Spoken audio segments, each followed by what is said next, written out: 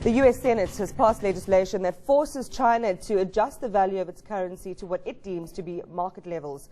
This new rule allows the U.S. to impose import duties on products from countries which have undervalued currencies.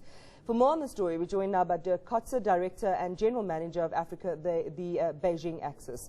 Good morning, Dirk. Thanks very much for your time. When we look at the role that America is playing economically and China, which is now the rising economic superpower, is America within its rights to do this? Who decides on the strength or weakness of any currency in the world?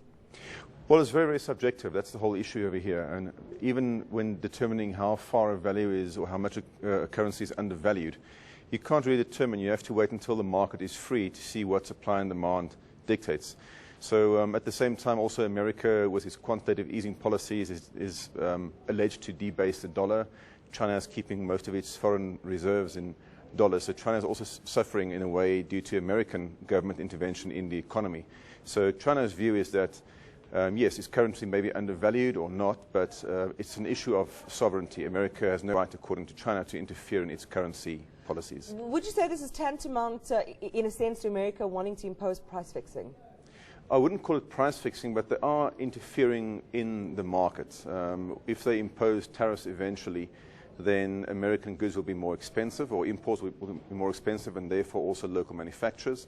And I think it's quite doubtful whether there will be an immediate positive effect on American manufacturing if they impose tariffs on Chinese goods. The likely immediate effect will be that American demand will go down, and that is the problem in the world economy at the moment. Well, some have also said, or some of the analysts have been talking to, saying that China is keeping its currency weak because it wants to, kind of gain more of a market share in terms of its exports, which is where a lot of its revenue comes from. We know that America is China's #1 export destination, so they want to keep the status quo as it is. They're going to fight this tooth and nail, are they not? Yes, definitely. They do have an interest in keeping the currency at present levels, at least not allowing it to strengthen. What they'll exactly do to counteract the American actions is not quite sure yet. It's still early days. The vote yesterday in the Senate was merely to table the bill in the Senate for a vote later in the week. Upon that, it has to pass through the House as well, which is controlled by the Republican Party. So in other words, John Boehner, the House leader, said in the week that he will not support this bill. So China is still not turning up the volume that much. They are trying to keep the door open for reconciliation. And when the heat starts getting turned up in Washington, they'll probably start making a few conciliatory gestures as time goes on. But I think China, the last thing they want is for this bill to eventually pass. Will the bill only affect China, or will it affect other emerging economies like South Africa? I think if the two largest powers in the world start a trade war, we'll all be affected, firstly. Secondly, with the fragile recovery in the global economy, we'll definitely feel that. And then furthermore, when large economies start imposing duties and tariffs and so forth, it creates a precedent in the world. Can you tell me why is it that we're seeing the U.S. playing a vocal and sort of out front role in resolving this? Where are voices like the World Trade Organization?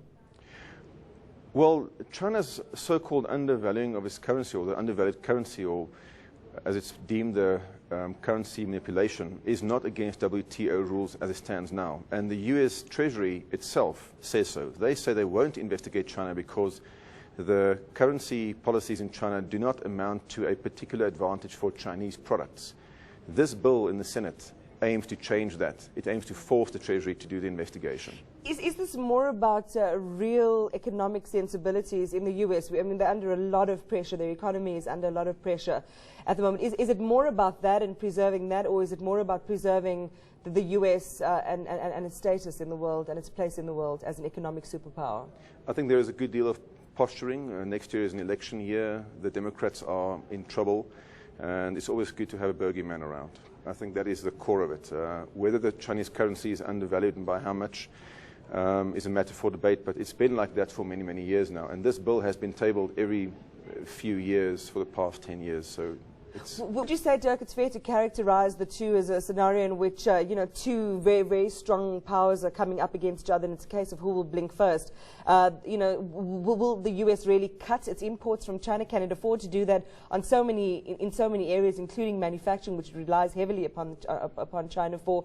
And will China want to lose one of its #1 export destinations? I think the US won't pass this bill. It won't go through the House. And even if it passes the House, there's still the possibility of an Obama veto.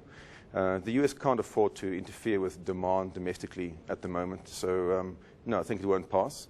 Where there's two big powers trying to see who blinks first, I think it's more a matter of two large powers having a very, very intricate and large relationship. In 2008, the world changed in a very dramatic way. And that relationship now has to be redefined. It has to be tweaked to adjust to new conditions. But America wants to emerge on top, though. And so does China, and so does everyone. Yeah. So, yeah. Dirk, thank you. Appreciate Thank you your time this morning. Dirk Kotze is the Director and General Manager for Africa, the Beijing Axis.